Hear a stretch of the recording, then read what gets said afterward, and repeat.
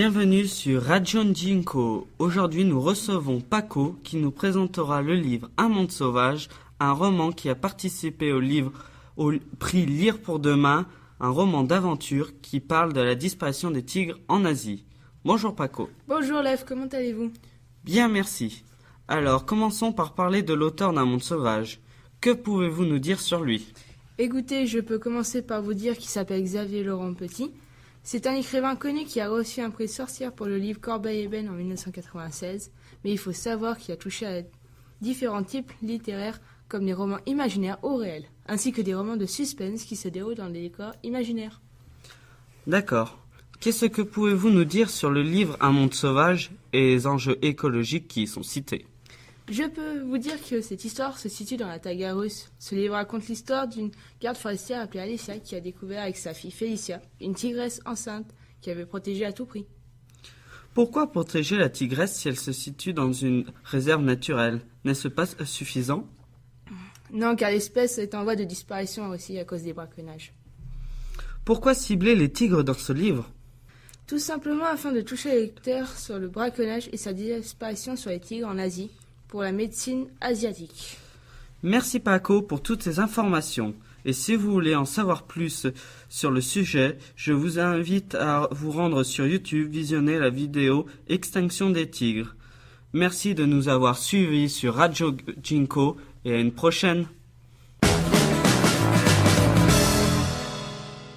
Bonjour, vous êtes bien avec Sacha en direct de Radio Jinko. Je vais vous présenter l'un des livres du prix Lire pour demain. Et le thème abordé aujourd'hui sera la pollution des océans, qui nous a été inspiré par la bande dessinée muette Un océan d'amour, qui a obtenu le prix Fnac de la BD en 2015. Ce livre a été écrit puis édité aux éditions Delcourt. Le scénariste de ce livre s'appelle Wilfried Lupano. Il est très connu dans son métier pour son livre Des vieux fourneaux et bien d'autres bandes dessinées. Après un baccalauréat de littérature ainsi qu'une année de philosophie à la Sorbonne, il passe une licence d'anglais. La bande dessinée a toujours fait partie de sa vie. Cela lui permet de s'immerger très jeune dans la technique narrative et la construction de scénarios de bande dessinée. L'illustrateur, lui, s'appelle Grégory Panaccione. Il est moins connu que son associé, mais manie tout aussi bien son art, le dessin automatique. C'est une manière de dessiner sans produire de brouillon au préalable pour garder toute l'expression des dessins. Après une expérience dans le monde de la publicité, il a décidé de se lancer dans la bande dessinée. Dans la bande dessinée que nous allons aborder, tous ces dessins sont dans des tons sépia. Le livre parle d'amour, de tradition. Le lieu de l'histoire se trouve en Bretagne, et d'un pêcheur qui part en mer, comme tous les matins, dans le but d'aller pêcher. Seulement, tout ne se passe pas comme il l'attendait. Il se retrouve emporté dans une grande aventure sur les mers, qui traitera différentes thématiques comme la pollution des océans, par les déchets et le pétrole, la surpêche, des bateaux industriels, et l'impact que cela peut avoir sur les animaux ou sur les petites entreprises dans le cas de la surpêche. L'histoire est très bien racontée, malgré le fait que le texte soit inexistant, et cela rend le livre plus accessible au public, du fait qu'il n'y ait pas de long texte à décrypter. Le livre parle de la pollution des océans, qui est devenue telle que nous pouvons à l'heure d'aujourd'hui observer les amas de déchets se former, appelés le 7e continent, dont la taille atteint près de 3,5 millions de kilomètres carrés. Il est composé de tous nos déchets ménagers accumulés à un endroit pendant plusieurs siècles et qui, principalement composé de plastique, ne se dégradera pas avant des millénaires, car à ce jour, il n'existe aucune façon de les décomposer. Sa taille aura déjà triplé depuis les années 90. Il s'étendrait maintenant sur 3,42 millions de kilomètres carrés. Sur le même thème qu'un océan d'amour, nous pouvons vous proposer d'autres lectures. Les droits de la mer de Karine Boras et Christian Duchet et Super Spill, The Future of Ocean Pollution de James Davison. Et voilà, c'est déjà la fin de cette émission. Nous vous souhaitons une bonne journée et à bientôt sur Radio Jinko. Bonjour chers auditeurs, chères auditrices, vous êtes sur Radio Jinko. Je vais maintenant laisser Landry ici présent nous parler du livre Chronique du vivant. Il a été sélectionné pour le prix littéraire Lire pour demain.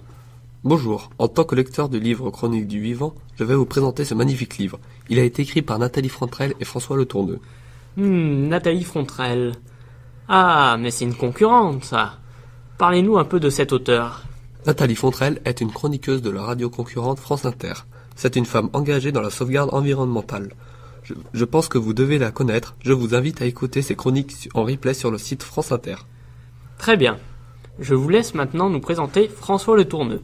Je crois savoir qu'il est un écrivain passionné de nature. Tout à fait. François Le Tourneux, né le 2 novembre 1942 à Clermont-Ferrand, est ingénieur agronome, ingénieur du génie rural, des eaux et des forêts. François Le Tourneux est également commandateur de la Légion d'honneur, chevalier de l'Ordre national du mérite, officier du mérite agricole. Ce livre est organisé sous la forme de petites chroniques sur les exceptions de la nature. Il a plusieurs chapitres et il explore plusieurs thématiques en lien avec la biodiversité. Parlez-nous de votre chronique préférée, Landry. Ma chronique préférée est celle de la plante carnivore de son nom latin, Sarracenia purpurea. Ah, c'est très intéressant. J'aime beaucoup les plantes carnivores. J'ai même failli perdre une main un jour. Parlez-nous de cette espèce si particulière. Ah, je vois que vous avez beaucoup de culture. C'est une plante qui vit en symbiose avec des moustiques d'une certaine espèce. La plante produit des feuilles en forme d'urne, l'eau s'infiltre dans l'urne, le moustique vient pondre dans l'eau. Les larves de cet insecte Les larves d'autres insectes se noient dans ce lac artificiel. C'est très intéressant.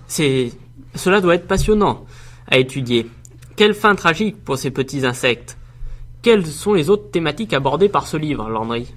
Les autres thématiques tournent autour de la biodiversité. Certaines parlent de symbiose, d'autres d'exception de la nature. Ah, c'est vraiment très intéressant. Moi-même essaye à mon niveau de protéger la biodiversité. Et oui, je viens au studio en vélo. Et je vous invite, chers auditeurs, à en faire autant. Ah, eh bien ça doit vous faire du bien de faire un peu de vélo. Je voudrais juste rajouter que ça ne sert à rien de vous priver de plein de choses pour protéger la nature si vous vous déplacez toutes les semaines en avion.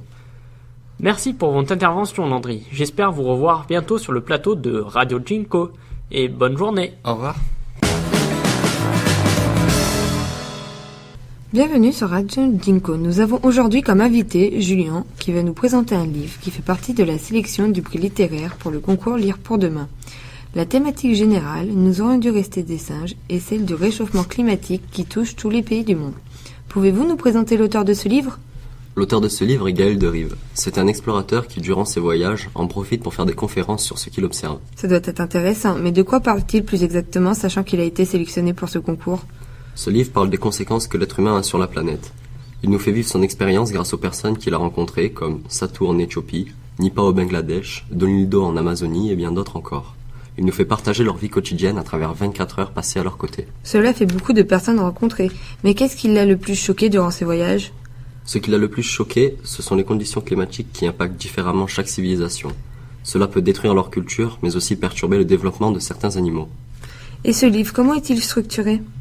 Ce livre est formé pour que chaque personne puisse raconter à sa manière son histoire et sa vie quotidienne par rapport aux conditions climatiques. Y a-t-il des documents en plus sur ce sujet ? Oui, Gaël Derive a réalisé un film nommé « Une planète et une civilisation » dans lequel il est filmé lors de ses rencontres dans un pays étranger. Ce film doit être bien, regardez-le et merci de nous avoir écoutés. Bienvenue sur la Radio Jinko, vous êtes sur l'émission Ju on Jo. Cette émission a pour but de présenter des livres par rapport au prix littéraire et nos thématiques sont les problèmes environnementaux. Je me présente Julien avec ma camarade que j'aime énormément qui se prénomme Johanna. Présentez le livre Le vrai du faux du gaz de schiste dont l'auteur est Olivier Blond. Alors Johanna, présente-nous Olivier Blond. Alors, Olivier Blond est un auteur et aussi président de Respire, qui est une association nationale pour la préservation et l'amélioration de la qualité de l'air. Dans son milieu, Olivier Blond est connu car il a fait partie de la fondation Good Planet, mais avant de le lire, on ne le connaissait pas. Qu'est-ce que la fondation Good Planet ? La fondation Good Planet a pour objectif de mettre l'écologie au cœur des consciences, susciter l'envie d'agir concrètement. Elle sensibilise aussi le public à la protection de l'environnement et l'invite à un mode de vie plus respectueux de la Terre et de ses habitants. Elle propose des solutions réalistes et optimistes à travers des programmes fédérateurs qui s'adressent à tous, comme le grand public, les jeunes, les entreprises et les collectivités. Très intéressant. Maintenant, passons au livre. Dis-nous, de quoi parle ce livre? Bien sûr, ce livre parle du gaz de schiste, donc c'est des gaz dits non conventionnels. Le gaz de schiste est un gaz naturel retenu à grande profondeur, qui est dans la roche-mère, dans certains schistes et bassins sédimentaires, mais emprisonnés dans la roche elle-même. Il parle aussi des risques de leur exploitation ainsi que des emplois qui pourraient créer en Europe. Le livre parle de la situation du gaz de schiste en France et de l'opinion publique dans le monde entier. Pourquoi cette opinion est-elle divisée? Alors l'opinion elle est divisée car les avis sont différents, car il y a des raisons économiques, environnementales, sociales et sur l'emploi. Johanna, peux-tu nous présenter des suggestions de lecture, d'écoute ou de visionnage? Bien sûr mon ami. Je peux vous proposer le film Gazland, fait par Josh Fox, qui dure 104 minutes et qui est sorti en 2010. Donc c'est un film documentaire. Je l'ai bien aimé car le film est tourné par Josh Fox avec sa propre caméra, ça le rend plus intéressant. Il a fait beaucoup de témoignages, il a beaucoup donné de chiffres et on peut voir carrément un puits d'extraction. Sinon, je peux vous proposer une vidéo plus courte de 3 minutes qui est interdisons de la fracturation hydraulique avant qu'il ne soit trop tard. C'est une vidéo qui parle de la façon dont un gaz de schiste est extrait et cette vidéo est disponible sur YouTube.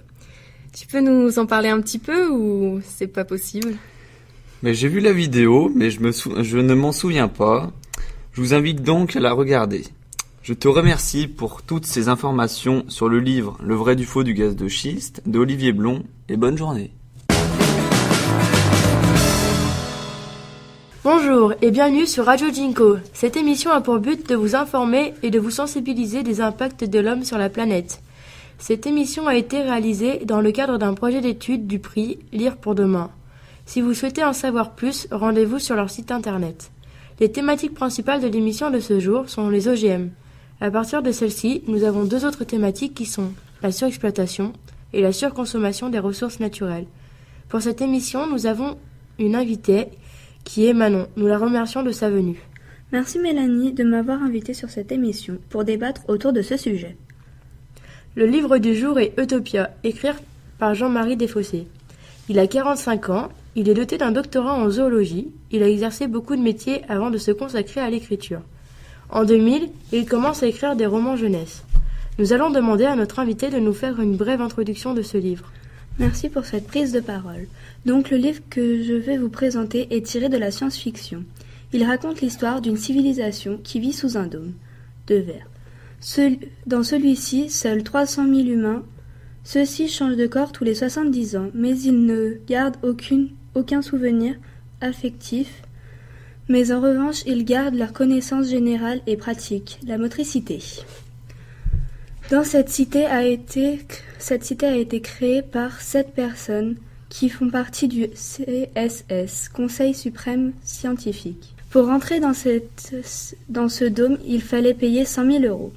Pour faire vivre la cité, ils ont créé les hommes GM qui produisent les blés GM pour faire fonctionner la cité. Orion est un jeune homme vivant sous le dôme, tandis que Wam est une femme GM. Ils se rencontrent dans la cité et s'en échappent pour aller à Old York, où se trouvent les hommes GM. Quels sont les problèmes environnementaux soulevés? Les problèmes environnementaux soulevés sont les OGM, la surconsommation et la surexploitation. Pour mieux connaître notre sujet, nous avons fait quelques recherches et retenu certains documents qui sont Devenir immortel, qui est tiré du périodique Les dossiers de l'actualité, de janvier 2016, page 14, écrit par Olivier Thalès, et Il faut économiser la planète, notre bien commun, tiré du périodique Géo, page 36-37, écrit par Jean-Marie Pelt.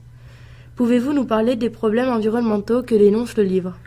Les OGM, c'est transformer les cellules d'êtres vivants, voire même de les détruire pour les remplacer par d'autres, cellules plus performantes. Comme dans le livre, où les hommes et les végétaux vivant en dehors du dôme sont modifiés et montrent une plus belle performance de résistance. Mais cela entraîne une pollution progressive de la planète. La surconsommation. C'est le fait de consommer au-dessus de nos besoins. La surconsommation entraîne une surexploitation, et celle-ci puise dans les réserves de la planète. La surexploitation, elle entraîne une dégradation des écosystèmes. Elle consiste à toujours produire plus au détriment de l'épuisement des ressources de la nature.